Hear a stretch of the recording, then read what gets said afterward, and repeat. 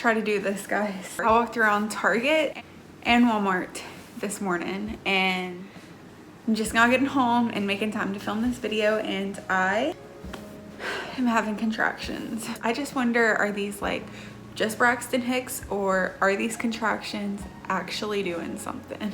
Let's get into the 7-month pregnancy update. Like, I have so much to share. I wonder if I'm gonna have this baby early and only have like one more update to do, or will I make it to 9 months?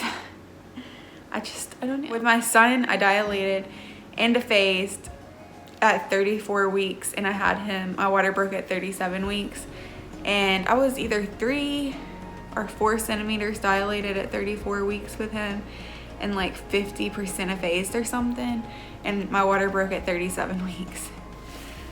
So I just wonder, like, is this baby gonna come early or what? I am gonna talk about my labor and delivery. My last doctor's appointment, I had to go to labor and delivery, and I had a short cervix, and I also had a short cervix with my son. So it's looking like this baby will probably be early too.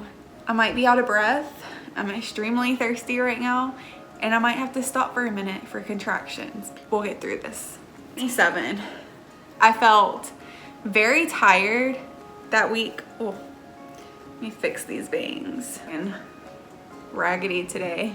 Week 27, I started feeling really tired, and that has not let up. Like, this 3rd trimester, I am feeling so exhausted. Like, I just want to lay in bed, and I'm usually, like, my 2nd trimester, I was so full of energy. I like was nesting. I got a ton of stuff done. I felt great.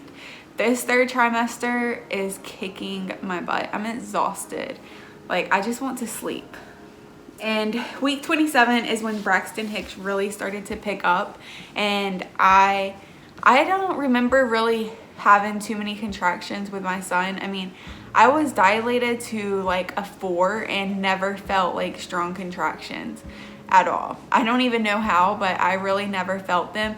But this pregnancy, I've definitely been experiencing contractions a lot, and it really started picking up around week 27. I had my doctor's appointment at week 27 and a half, something like that. And I did my glucose testing and my Tdap shot, and they offered the flu shot, which I always decline the flu shot. I never get the flu shot, but I got the Tdap shot and my glucose test, and I did pass my glucose test both pregnancies with my son and this pregnancy. Really crave sweets. Like, what is up with this hair? I really crave sweets. Like, I have to have something sweet every day, and I usually am very like healthy and love vegetables and stuff, like especially not being pregnant, but I have like craved sweets so bad this pregnancy, and I am having a girl, so I think that theory is pretty true. So I was very nervous that I wasn't gonna pass my glucose test, but I did. And I'm having a hold right here because this baby, it's either the baby's like foot or something, because the baby is head down. At my last ultrasound I had, also read it could be your uterus pushing up, like if you're full, and I did just eat lunch. But my right rib constantly burns and hurts, and it's so uncomfortable. It sometimes just makes me mad because it hurts so bad. The best way to get rid of this rib pain is to put something hot or cold on my rib right here and let it sit, or to like lay on my left side. Otherwise, my rib hurts. I also had a cold when I got the Tdap shot and did my glucose testing, and I had a horrible cold. I was miserable. I couldn't breathe, just being pregnant and then like having a horrible cold. It's just like not a good mixture. But I survived. The cold only lasted for a few days. Fun week 27. Week 29, sorry, I'm having to look down. I have to write this stuff down as it happens because I have pregnancy brain and mom brain, and I will totally forget. Week 29, I was super nauseous at night. Like, I couldn't even eat supper. Oh, I remember this. I was so nauseous. Like, I literally skipped supper a few nights because the nausea like literally kicked in. I was really sick my first trimester. I took Unisom and B6, but I haven't thrown up or nothing the third trimester, but just like I get bouts of nausea and it sucks so bad. It's that whole week, the week of me being 29 weeks pregnant, I was so nauseous that I probably didn't eat supper like for half of that week because the thought of food just, it was so hard to eat. Also had a headache that week. I had a few headaches, which I really haven't had too many headaches since the first trimester. So that week I just felt pretty rough. At almost 30 weeks, I went to the bathroom and was about to go to bed, and I noticed that I had spotting, and I wasn't bleeding much, but every time I wiped there was like blood, which really freaked me out because I have not had blood this pregnancy. And I did call my OB because it was 10 o'clock at night and I had an appointment the next morning. So I did not want to just run to labor and delivery, like my son was asleep and stuff. So I called my OB and got their opinion, and she told me if I wasn't in a lot of pain or filling up a pad or anything, that most likely I was okay just to wait and go to my OB appointment the next morning.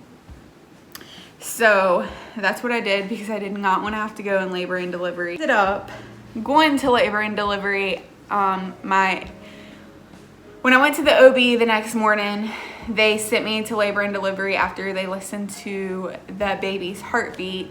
My mom said that she thinks that possibly after they listened to the baby's heartbeat, they thought maybe I could be in labor because the baby's heartbeat was so low and the baby was head down, that maybe they just wanted to send me to labor and delivery on the safe side. I also have a really good doctor who is very thorough, so that's possibly why they sent me to labor and delivery. But they sent me to labor and delivery and they did check to see if I was apphased, dilated, and stuff like that. I was not at that appointment, and that appointment was like 2.5 weeks ago. I was not apphased or dilated at that appointment, but my cervix was short. They did an ultrasound and they did a vaginal ultrasound and checked my cervix, and my cervix was, your cervix is supposed to be like 3-4 centimeters and mine was like 2.7, I think. So my cervix is considered shorter than what it should be. Just at my 20-week scan, my cervix was 4 centimeters. So at 30 weeks, it had already went down to 2.7. I could be at risk for preterm labor.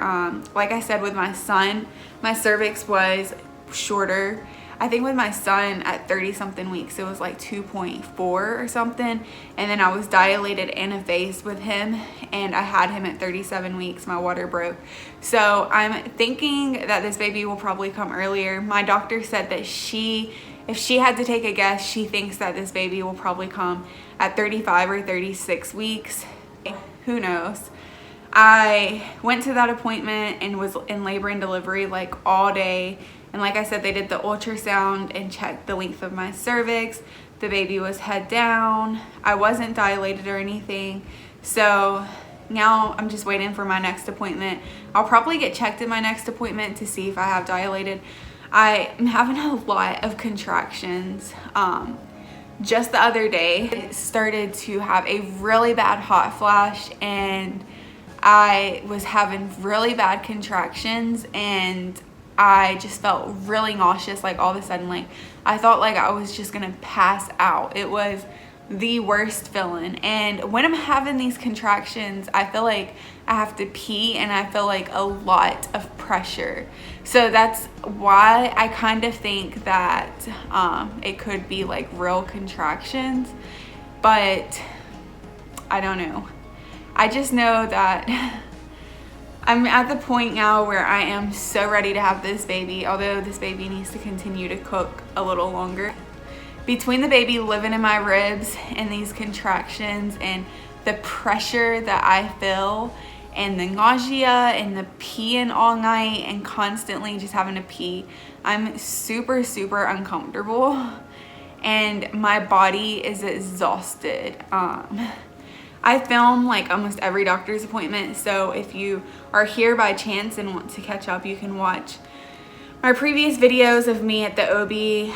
I documented me at labor and delivery, and I also did a update of me just venting the other day, talking about how I'm over being pregnant because this has been so hard in the 3rd trimester. So if you want to catch up on those videos, they're listed down below. I just feel like it's a waiting game. I feel like if I do too much, that this baby would just come soon. So I try not to overdo it. Like normally you would be doing all the things, like I would be on my little labor ball thing. What's it called? I don't know. It's not called. It's like the yoga ball, but it's not called that. I don't know. Normally I would be on that, and I would be taking like tons of walks. I mean, I still take a daily walk, but it's not like super long because I get contractions and get a lot of pressure. And just doing all the things that you're allowed to do, the primrose oil and stuff like that. But I have not been doing that because I'm scared it would just put me straight in labor. And the goal is to keep this baby in at least till 36 to 37 weeks. And then I feel like that would be a pretty good time for her to be. Since that appointment and since they checked me, I've had a ton of contractions, and I don't know, I'm just curious to see if I get checked at this appointment and see if I am dilated at all. See if they're the real thing or if they're just Braxton hicks. At 30 weeks, I'm taking a lot of naps. I'm so tired, like I said, so naps are a must. I'm super grumpy. At 30 weeks, I've started being super grumpy. Like I have no patience whatsoever, and I just like want to be left alone. I think that I feel this way because I am having anxiety about what the future holds, and just having a little bit of anxiety, and it's coming out as anger. And also I'm just so tired, not mentally, but just like physically. My body is so worn out and tired and hurts, and it's making me grumpy, and just all the extra hormones. I'm just so grumpy and just out of patience. And I just like, I need to be left alone. That's just it. I'm having a lot of hot flashes and back pain, and I'm having a lot of mom guilt because I'm just like, don't want to be touched, and I just don't want to be bothered, and I just feel like I can't give my 3-year-old my all because I'm just tired and just want to be left alone. And he, you know, obviously you can't do that with your mom, and he doesn't understand that I'm just worn out, and it's making me have a lot of mom guilt. And I've talked about that in a previous video if you want to go watch it, but I don't want to talk too much about it and make this video too long. But that pretty much sums up my 7 month. It's been a month. So we'll see what the 8 month holds, or if I'll have a baby in my 8 month of pregnancy.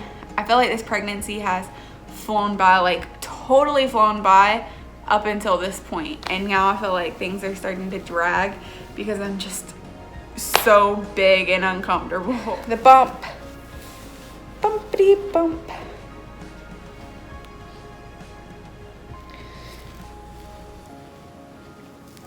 This baby, I feel like, is gonna be huge. Dear Jesus. That's it for my 7 month update. Let me know down below if you are due soonish. I will see you guys in my next video. And don't forget to subscribe. Follow me over on Instagram at Life with Brittany. I update on there daily, and I will be updating a lot on there, especially after the baby's born. So follow me over on Instagram, and I will see you guys in my next video. I'm gonna go catch my breath now. Bye guys.